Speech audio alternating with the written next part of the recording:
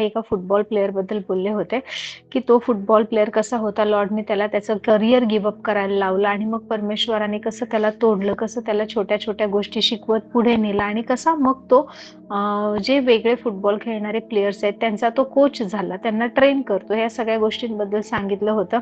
त्याच football player बद्दल एक टेस्टिमनी आहे. तुम्हाला माहिती आहे ज्या वेळेस नाही का हा फुटबॉल प्लेअर एकदम त्याच्या करिअरमध्ये किंवा पीकवर होता, म्हणजे खूप चांगला खेळतोय, त्याच्या देशातून बाहेरच्या देशामध्ये आता त्याला बोलावणं येतंय, खूप चांगल्या टीममध्ये त्याचं सिलेक्शन झालंय, त्यावेळेस असं झालं होतं की एक वेळ सो असंच एक दिवस यांची खूप मोठी पार्टी चालू होती. पार्टी म्हणजे सगळं. See when you get money, ज्यावेळेस तुमच्याकडे पैसा येतो, पैशासोबत बाकीच्या सगळे मौज मजेच्या गोष्टी येतात. तुमच्याकडे 4 पैसे जास्त आले की तुम्ही चांगले जास्त कपडे घेणार, चांगले शूज वापरणार. तुम्ही साध्या टपरीवर नाही चहा प्यायला जाणार, तुम्ही मोठ्या हॉटेलमध्ये घ्याल, because now you have sufficient money. So जसे पैसे येतात तसे त्या पैशासोबत ते पैसे खर्च करण्याचे नवनवीन मार्ग सुद्धा येतात. सो ह्या व्यक्तीकडे हा गरिबीतून वर आलेला. लहान असताना याची आई वारली होती. ऍक्च्युली याचे वडील आधीच वारले होते आणि 5-6 बेडवर मेलेली होती. सो दॅट वॉज त्याच्या जीवनामध्ये ती पोकळी होती. खूप मोठा शॉक होता त्याच्यासाठी, त्या फुटबॉल प्लेअरसाठी. आणि त्याला लहानपणापासून एकच आवड होती. लोक कसं मोबाईल पाहतात आणि जेवतात किंवा काही गोष्टी करायचं असेल तर त्यांच्या हातात कंटिन्यू मोबाईल असतो. आजची मुलं म्हणा, तो लहानपणापासून कंटिन्युअसली फुटबॉल घेऊन बसायचा. म्हणजे जेवताना, खेळताना किंवा काही, त्याला स्कूलमध्ये जास्त फ्रेंड्स नसायचे किंवा घरी आल्यावर पण नाही, तो एकटा त्याच्या फुटबॉलमध्ये बिझी असायचा. So it was his passion. इतकं त्याला आवडायचं की त्या फुटबॉल शिवाय त्याने त्याच्या लाईफमध्ये दुसरं कुठलं गोल ठेवलंच नव्हतं. बट देन इव्हेंच्युअली खूप चांगल्या गोष्टी होत गेल्या, मोठा झाला.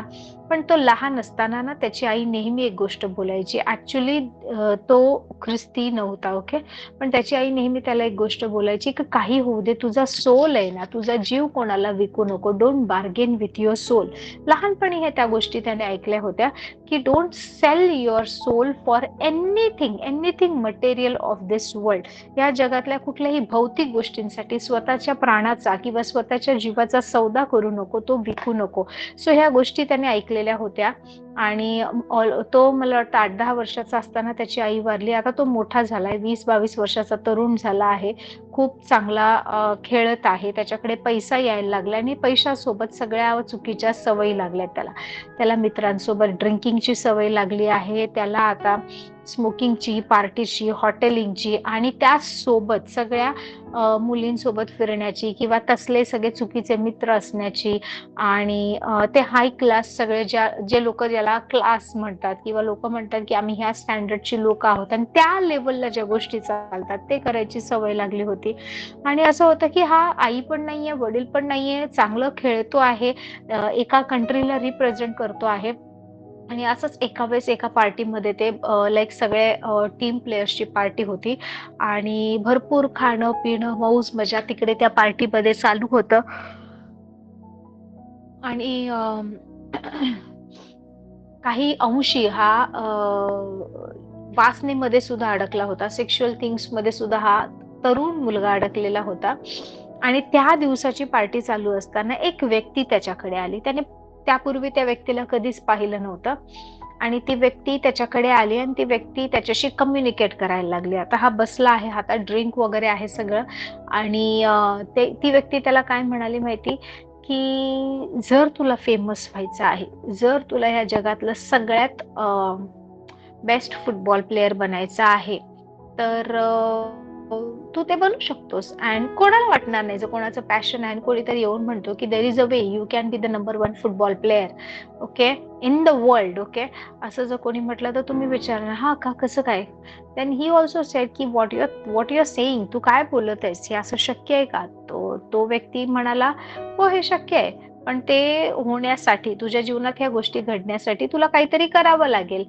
तो मुलगा जो फुटबॉल प्लेअर आहे तो म्हणाला हो मी काही करायला तयार आहे, नो प्रॉब्लेम, मला जर ते मिळणार असेल. फुटबॉल हे माझं पॅशन आहे, फुटबॉल हे माझं आवडती गोष्ट आहे जी मी लहानपणापासून करत आलोय आणि फुटबॉलमध्येच माझं नाही का स्ट्रेस निघून जातो. मला लाईक मला वाईट जरी वाटलं असेल तर मी माझं सगळं स्ट्रेस, सगळा राग, सगळं डिसअपॉइंटमेंट फुटबॉल खेळताना काढतो आणि मला आनंद होतो. तर मला जगातला नंबर 1 फुटबॉल प्लेअर व्हायला आवडेल.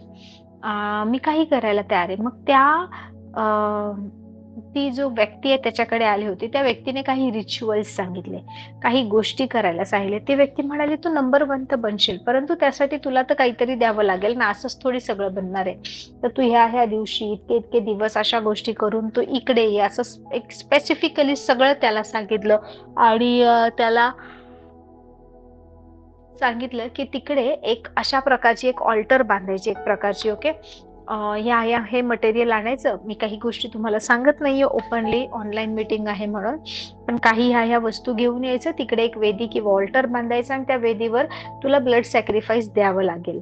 सो ते जर तुला ते जमत नसेल तर आम्ही त्यासाठी तुला मदत करू, पण ते करावं तर लागेल तुलाच. आणि जेव्हा तो ह्या गोष्टी ऐकत होता त्यावेळेस ना, आता लहानपणी त्याची आई मरण पावली आणि ही व्यक्ती जी आली आहे ती व्यक्ती त्याला, आता तो तरुण असताना म्हणते की you will be the number 1 person in this world, in this sport of football, आता सॉकर ज्याला म्हणतात ते. पण तुला काही गोष्टी सॅक्रिफाईस कराव्या लागतील. तुला हे अर्पण द्यावं लागेल. या दिवशी या वेदीवर असं बांधून हे अर्पण करावं लागेल. त्याच्यानंतर नाही का सगळे कंट्रीज तुला बोलवतील, सगळे लोक तुझ्या मागे लागतील, सगळे लोक नाही का, तू जिथे जिथे जाशील ना तुझी फॅन फॉलोईंग खूप वाढेल आणि तू खूप डिमांड मध्ये असशील, तुझं नाव सगळ्या जगामध्ये फेमस होईल. सो हा म्हणाला की हे चांगली गोष्ट आहे तुम्ही बोलताय ते, पण त्याला कुठली तरी गोष्ट आठवायला लागली की जी त्याची आई लहानपणी बोलायची त्याला, की काही होऊ दे, कुठल्याही भौतिक गोष्टीसाठी आपल्या सोलला विकू नको, आपल्या प्राणाचा सौदा करू नको. हे शब्द त्याच्या कानावर पडायला लागले आणि तो हे शब्द जसा ऐकायला लागला ना, आता तो खूप घाबरला, कारण समोर आलेली व्यक्ती पहिली कधी भेटली नव्हती. अचानक त्याच्या समोर येऊन बसले आणि त्याला म्हणते, असं असं होईल तुझ्या बाबतीत, तुला पाहिजे असेल तर, but then you have to follow some rituals, आम्ही जे सांगतो ते विधी तुला करायला लागतील, असं तसं सगळं बोलला. आणि आता ह्याला जाणीव झाली की हा समोर, त्याच्या समोर जो व्यक्ती आहे तो व्यक्ती साधारण नाहीये. तो व्यक्ती काहीतरी जसल्या चुकीच्या गोष्टी करत आहे ज्याच्याद्वारे मला पाहिजे ते मिळेल, परंतु मला नाही का हे लोक अडकवून ठेवतील कशात तरी, मला सोडणार नाही. मग हा जो फुटबॉल प्लेअर होता, आता ही वेळ तर मारून न्यायचे, काहीतरी करायचे आणि यातून बाहेर पडायचे. असं जातो म्हटलं ते लोक सोडणार पण नाही, त्याला समजलं होतं. तर तो म्हणाला की ओके ओके, तुम्ही जे बोलताय ते मी करेल, असं काही गोष्टी त्याने सांगितल्या. आणि नंतर मग हा फुटबॉल प्लेअर आहे तो म्हणाला की सध्या मला हे गोष्टी करायच्यात, हे काम आहे आणि मी थोडस बिझी आहे. असं करून तो विषय टाळून हा फुटबॉल प्लेअर तिकडून निघाला. आणि त्याच्यानंतर ती जी व्यक्ती त्याच्याकडे आली होती ती त्याला कधीच दिसली नाही आणि कधीच त्या व्यक्तीला त्याने व्यक्तीच्या नावानेही कोणी सापडलं नाही. आणि असं झालं की जसं हा नाही म्हणाला, इतके सारे चॅलेंजेस याच्या लाईफमध्ये आले, इतके प्रॉब्लेम्स याच्या लाईफमध्ये आले. कारण समोर येणारी व्यक्ती जी होती ती एक दुरात्म्यापासून आलेली व्यक्ती होती. ती व्यक्ती त्याला अडकवून ठेवण्यासाठी, त्याचा सोल विकत घेण्यासाठी आली होती आणि त्याला काही गोष्टी करायचे हे सांगितलं होतं. परंतु त्या व्यक्तीने स्वतःचा प्राण विकला नाही, तर त्या अंधकाराच्या सर्व दुरात्म्यांनी ह्याचे सर्व आशीर्वादाचे दरवाजे बंद केले. He became very poor. त्याला खूप त्रास व्हायला लागला, खूप अडचणीमध्ये तो अडकला. बट देन त्याला समजलं होतं इतक्या दिवसांमध्ये की येशू ख्रिस्त जिवंत प्रभू आहे, तर आपण चर्चला जाऊन प्रार्थना केली पाहिजे. असं करत त्याचं तारण झालं. He was not born Christian, तो काही जन्मताच ख्रिस्ती नव्हता, परंतु काही गोष्टी झाल्या आणि त्याला प्रभू कळला आणि त्याचा उद्धार झाला आणि तारण झालं. ओके.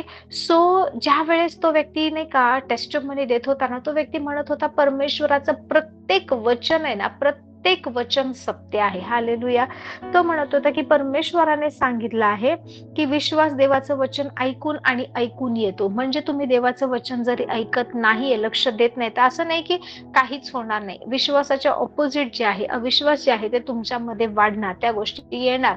का? कारण देवाचं वचन ऐकून जर विश्वास येतो, मग जे वचन ऐकत नाही त्यांच्या बाबतीत काय?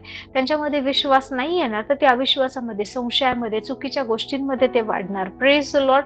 सो असं होत गेलं आणि मग त्याला आठवलं की देवाचं वचन सांगतं की विश्वास हे वचन ऐकून आणि ऐकणं ख्रिस्ताच्या सुवार्तेने होतं. हालेलुया. आणि ती व्यक्ती इंटरव्ह्यू देत असताना सांगत होती की परमेश्वराचं वचन जे सांगतं ना की देवाचं वचन ऐकून आणि ऐकून विश्वास होतो, ती व्यक्ती ना म्हणत होती की हे अगदी खरं आहे. ज्या क्षणी नाही का तुम्ही ठरवता की मला या चुकीच्या गोष्टी नाही करायच्या, मला परमेश्वराने कुवत दिली आहे, मी हे जे ठरवलंय मला ते करायचं आहे, त्या क्षणी तुमचं शरीर, तुमचं तुमचे विचार, तुमचं सर्व कृती, तुम्ही जे बोलत आहात त्याला प्रतिसाद द्यायला लागते. Praise the Lord.